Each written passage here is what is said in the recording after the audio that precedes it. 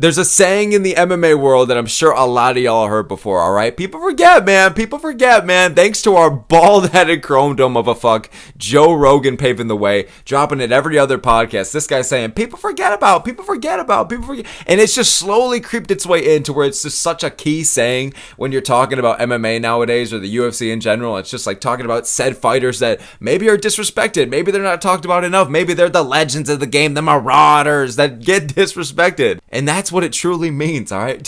People forget, man. And at the end of the day, it got me thinking. I guess there's not much thinking that really goes into this video, but the people forget, man, tier list, all right? I don't even know how to explain this. I don't have words or definitions for what it means to be in the S tier or the A tier or the F tier. We're just gonna roll with it. Y'all are gonna probably pick up on it as it goes on. We'll fucking see how it goes. It's just dumb as fuck, bro. I swear to God, this is why YouTube's never gonna pay me, bro. But just starting off here, man, with Dominick Cruz. Anybody that's born 2005 or after, all right, and you're saying that Dominick Cruz is the GOAT, don't lie, all right? Which fights have you seen, motherfucker? You weren't even alive, bro. Don't even give it to me. Dominick Cruz, man, listen, all right? Top 3 bantamweight GOAT. But if you're asking the old heads, if you're asking a little certain vibe, if you're asking the popular opinion, oh, I don't even know if nowadays it even is the popular opinion, but Dominick Cruz being the bantamweight GOAT is just the fucking thing. Don't even get Rogan started on this fucking guy, all right? He seems like he's fucking blown away by his pea-head takes on fucking commentary, but at the end of the day, for the in-ring performances, man, Joe Rogan will have a goddamn aneurysm over this guy. So many of the old heads, so many people will just go crazy over Dominick Cruz and the legacy, but they couldn't tell you more than 4 of his fucking wins. I respect Cruz. He's a fucking legend. Top 3 bantamweight of all time, in my opinion. I'd put Marab and Sterling above him, but whatever the fuck. But Cruz, man, this is an A tier. People forget, man, pick, all right? But actually, no, I'm going to move it down to B. Because it's to the point where so many people forget that it's like, do they really? Because I feel like I go around every fucking corner, all right? You can't even go around a goddamn grocery store. You go every corner and it's just Dominick Cruz is the bantamweight GOAT, man. Jesus Christ, get the fuck away from me, bro. Take a shower, man. Moving on up next to Demetrious Johnson. This is an S tier pick, all right? I know that everybody loves DJ, and especially now that he's running the fucking YouTube show or whatever the fuck, man. Like the literal YouTube show. I feel like he's one of the most popular MMA YouTube channels now, and it's fucking unironically, you know what I mean? So DJ's fucking killing it, doing his thing. He was trying to be the GOAT while he was in the cage, and now he's trying to do it outside of it. I fucking love it. I'm a big DJ fan, man, and a lot of people are. I mean, how can you hate this tiny ass motherfucker, bro? We all love DJ, man, and I know this is supposed to be a tier, so like, hey, people forget, man, but like I said, it's not gonna make any sense, all right? We all just need, you know, Uncle Dana maybe forgot about it. Back in the day, maybe people forgot about it, you know? DJ's finally getting the respect that he deserved, but this was a long time coming, all right? So DJ, I'm putting in the S tier. That flying armbar against Ray Borg, man, people forget, man. The technique on this guy, the precision, he's a marauder. Pound for pound, the best to ever do it, man. Demetrious Johnson, I'm fucking putting him up there. Moving on, up next now to Yoel Romero. Hey, you know, Michael Bibi, you know, I love you. Joe Rogan, you know, hey. Yoel Romero, man, this is an S tier, fellas. How could I not, bro? All right, this guy's like 80 years old and he's going out there. This guy's literally going from promotion to promotion and winning and collecting them like infinity stones. Sport after sport as well. Yoel Romero is just a fucking specimen to be just analyzed for years and years and decades and millennia after Earth is fucking gone. Yoel Romero will be studied. You hear that clip on Rogan all the time too. Hey, people forget, man, when this guy needed eye surgery, the tendons were so thick they broke the scalpel. He's a marauder. Yoel Romero, bro, he really is a fucking freak of nature, though. The fact that he's so athletic, explosive, and in his prime, he was just a fucking freak. But at the end of the day, man, like, he had the wrestling, he had the striking, he had the power, and just like, he had the physique, the domination, man. Like, he was very beatable, yes, and he had some goofy-ass moments at times, but at the end of the day, the skill set, the athleticism, just the raw fucking power that the guy had in there. Again, he lost his fair share of fights, you know, but at the end of the day, it was mostly the upper echelon or the very, very elite at the end of the day. This is a guy who has seen it all, and he's still fucking doing it now, even despite the old age. So he's a fucking freak of nature, man. Yoel Romero, and just in general, like a very underrated middleweight in the UFC. I wish we had gotten a lot more out of him. Like if this guy had gotten to the UFC when he was younger, in his prime, like his true fucking prime, you know what I mean? Or had the proper steps. Fucking hell, dude. It would have been unstoppable. Would have been goddamn 30 title defenses for Yoel Romero. Back in the day, man. People forget, man. But moving on, up next now, man, to Jon Jones. This is a D tier, folks. Who the fuck is forgetting about Jon Jones? I wish no amount of booze, no amount of car wrecks, no matter whatever the fuck, you could put myself in a coma. Unfortunately, we just can't forget about Jon Jones. It's fucking unfortunate, man. This guy has just stained himself into being the GOAT of the sport. So until a Makhachev or a Topuria or, you know, sadly no more Pereira, but whatever. Maybe, who the fuck knows? Hopefully one day we get to see somebody rise and really just claim that GOAT status, and it doesn't have to be some fucking, it's clearly Jones #1, GSP #2, and the rest is just, argue it out. And that actually, at the end of the day, kind of is what it is for most people. So it's like, for Jones, this guy can go fuck himself. He's a terrible representation to have for the sport. In terms of his skill set, it's so fucking elite. It's very up there. And even though this guy, whenever he's trying to make any decision outside of the cage, it's like trying to get the fucking wheels turning, but the wheels are like the Flintstones ones made out of fucking stone.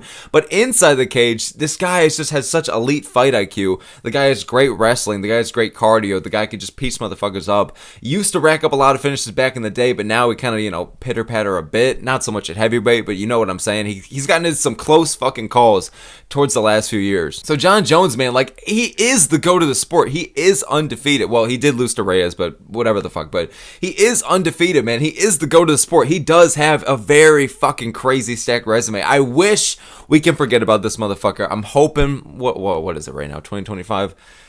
Let's hope by 2033 we have a new GOAT of the sport. It could happen. It really could be that. It could be somebody we're watching right fucking now. So let's hope to see it. I'm sick of the goddamn Jon Jones bullshit, bro. But moving on up next, I guess transitioning here like some Fantano shit. Daniel Cormier, man. Daniel Cormier, I'm going to put as like a B tier, all right? People are really recognizing like how much Daniel was just really over shit on in his time. He was actually my first ever favorite fighter.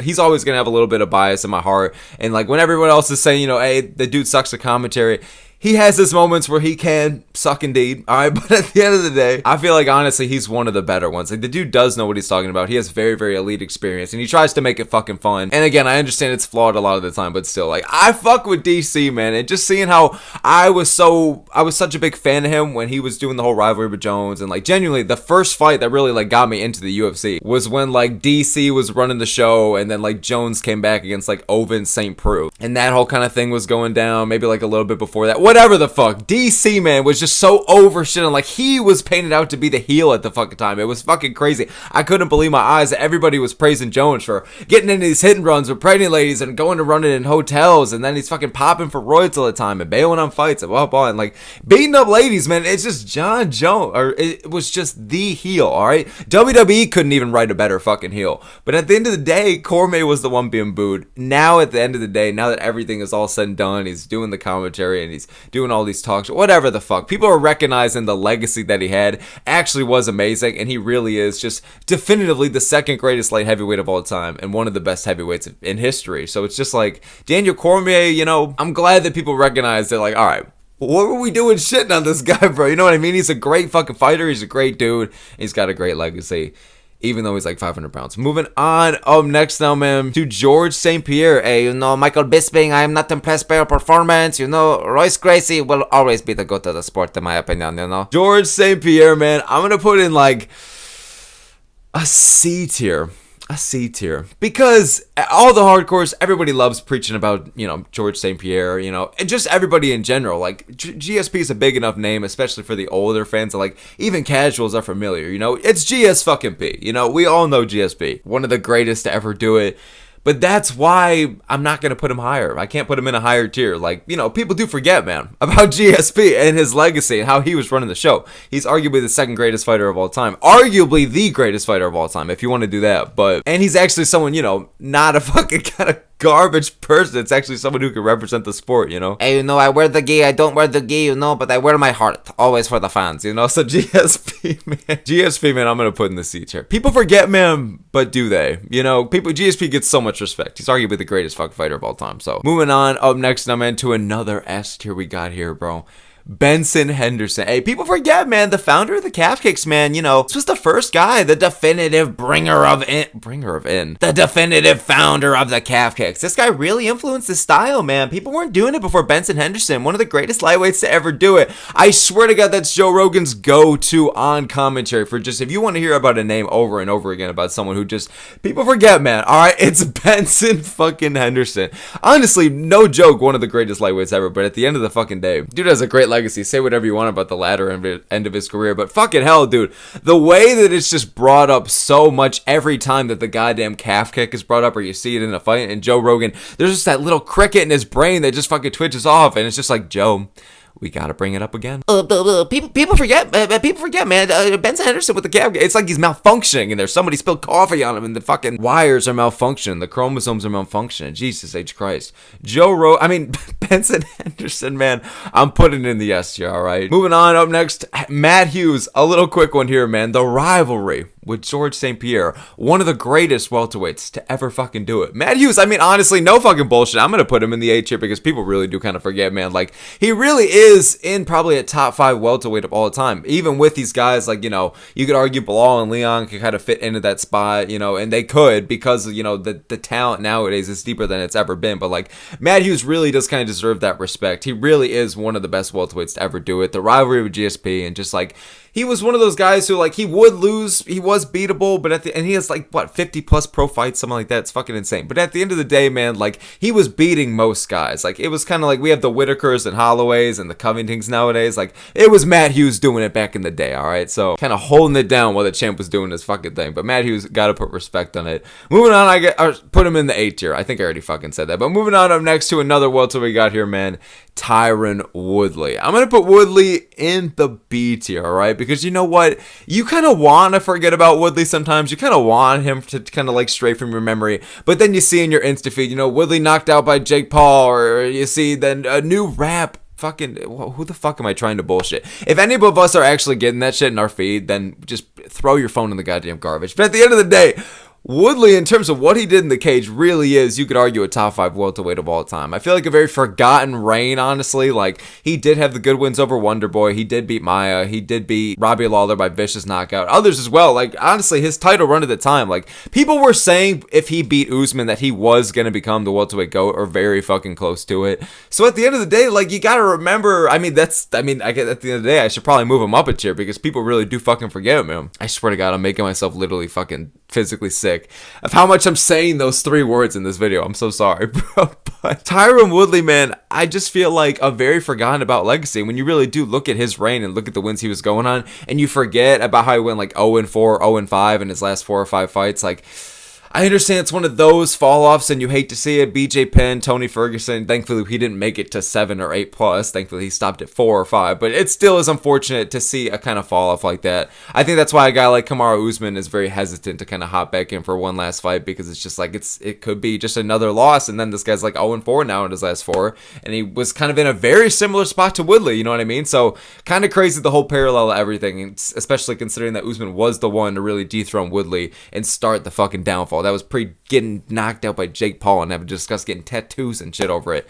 It's a sad fall, man. It really, the sport is fucking brutal, bro. The thrill and the agony. So Tyron Woodley, I know I said I'm going to put it into B tier, but honestly, I'm getting like a whole nostalgic feeling right now just thinking about Tyron Woodley, which is just, I'll put Woodley in the A tier. I'll put respect on Woodley, man, all right? Moving on, for bringing out the nostalgia in me.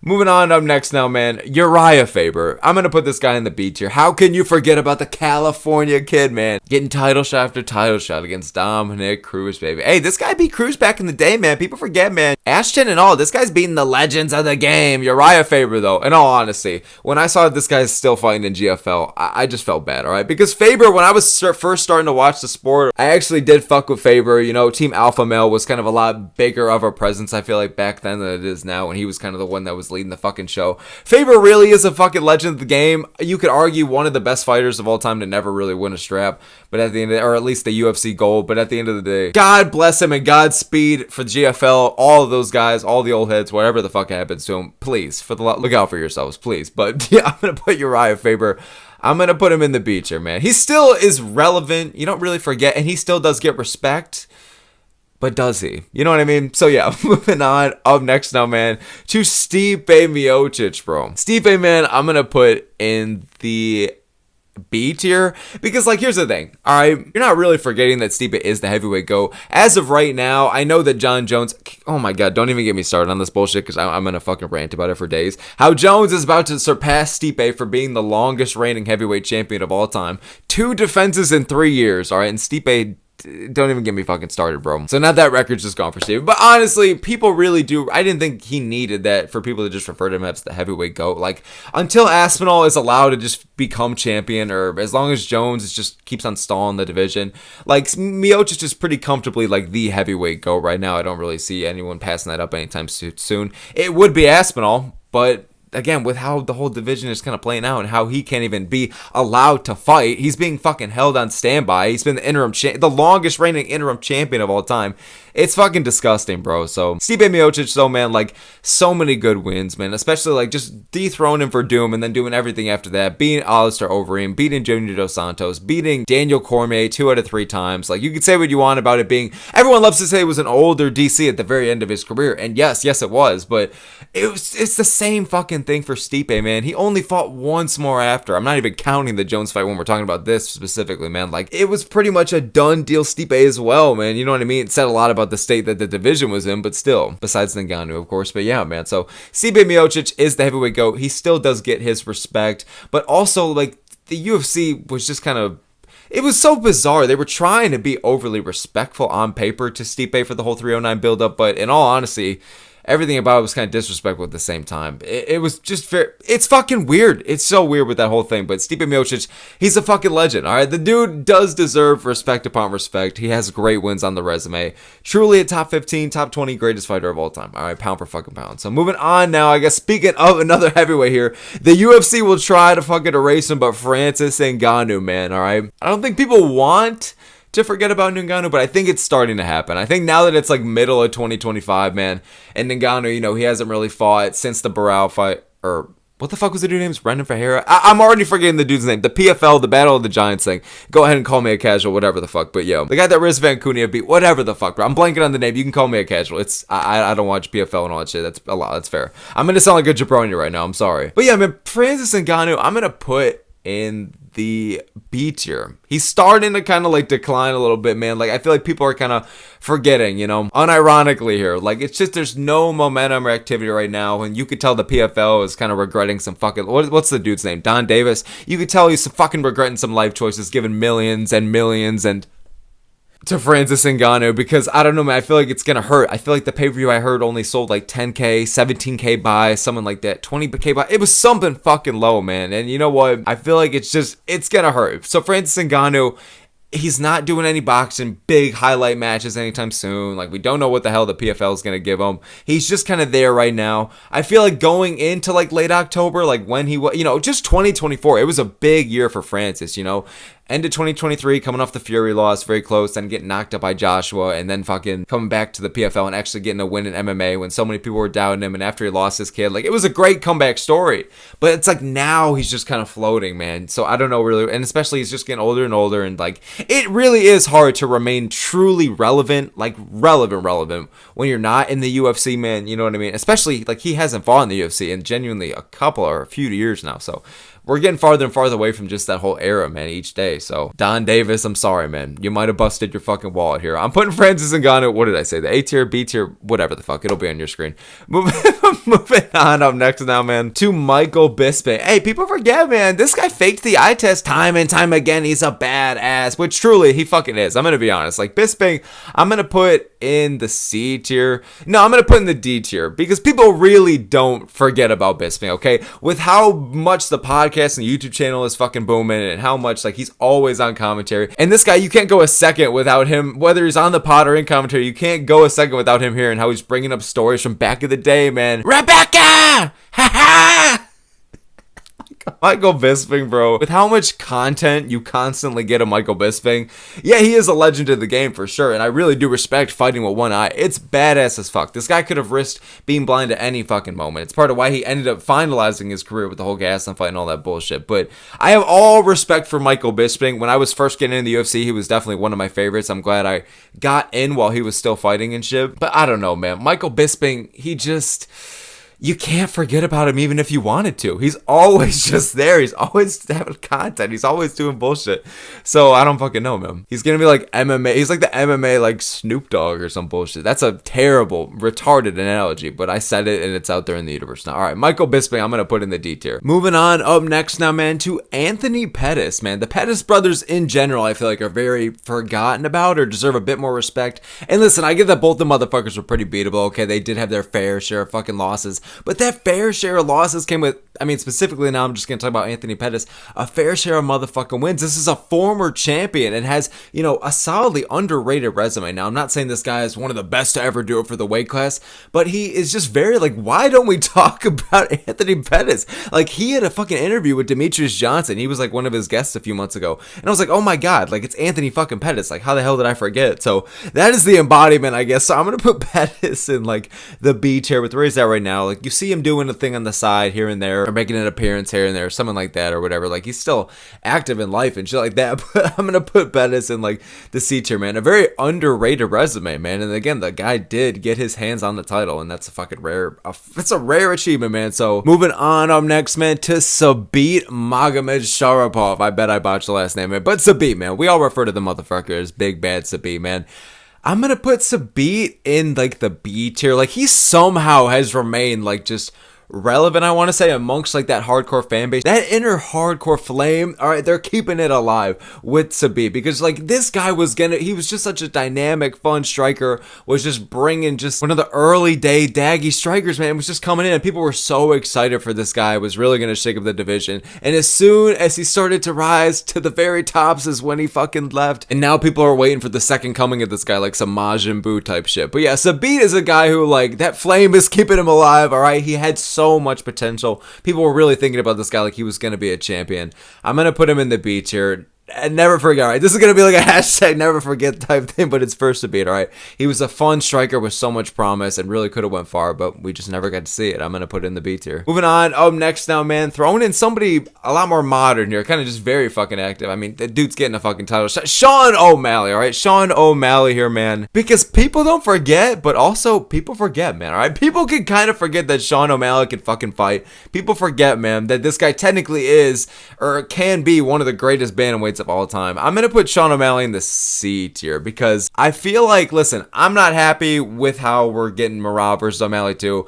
Trust me, like, I would have rather seen other things, but like, when I really think about it now, man, and considering the state of the division or what really could have been next for Merab if it wasn't going to be Pantoja, I kind of get it. Like, I'm not happy we're getting it. I'm not going to be that excited for it at the end of the day. Like, it's just not one of the, it feels very forced up. Like, Volkanovski and Lopez, I'm genuinely fucking heart racing. I'm pumped up for it. I'm excited, okay? But Sean O'Malley versus Merab 2, it's like, all right. All right, you know what I mean? But I don't know, man. I feel like people forget this dude can fucking fight, and the disrespect to O'Malley in this one is kind of crazy. Like, I don't know. Like, I wasn't really happy with just like the booking of it in general, but I didn't think it had anything to do with like O'Malley. Like, the dude can fucking scrap, man. It's so funny, dude. Like, when I also think he gets kind of overglazed at times too. That's why I'm putting him this guy like a low C or some shit, because like, you really don't forget about O'Malley, but you do. All right, I'm trying to throw some modernness in here. All right, so I threw in fucking O'Malley. All right, and two, since we're talking about Rogan so much in this video, where he's gonna be like smack dab in the middle of the thumbnail, I literally listened to a clip where Rogan was asked by some guy, I forgot who it was, who he thinks is the most well-rounded fighter in the UFC, and without even hesitating, he goes, Sean O'Malley. Sean O'Malley. Sean O'Malley, dog. The most well-rounded, dog. What the? I don't even know how my voice just got there. The most well-rounded, though, dog. For real. Get the fuck out of here. Get the fuck out of here, bro. I mean, don't get me wrong. Sean's one of the greatest strikers in the UFC, especially for the bantamweight division, and he has underrated defensive grappling. But come on. And also, he has good cardio, blah, blah, blah. I'm just saying in general, man, like, that should not be your answer for the most well-rounded fighter in the fucking UFC right now. Get the fuck out of here. So, O'Malley, I'm going to put in the fucking C tier, bro. Moving on to the last one we got here, man. Undefeated in his prime, the goat of all goats, the champ of all champs, Chael motherfucking Sonnen, bro. I'm gonna put Chael Sonnen in the A tier. Hey, if there's anybody that just people forget, all right, it's Chael P. I forgot the motherfucker's middle name. Chael P. Sonnen. All right. I know that Jon Jones is undefeated, but to really go undefeated like that, you know what I mean, and just rack up title defense after title defense after title defense, and the way he just was able to beat Silva and not get submitted in that 5th round, it's something just truly incredible. Who knows how differently his career could have been if he ended up losing to Silva like that, but for fuck's sake, dude, Chael Sonnen truly is one of the greatest of all time, if not the greatest of all fucking time. Undefeated, baby. Yeah, for Chael P. Sonnen. And you want to talk about well-rounded fighters, all right? Islam Makhachev and Ilia Topuria genuinely aren't shit compared to what is the striking, the wrestling, I can't let you get close, of Chael Sonnen. I'm going to put Chael Sonnen in the A tier.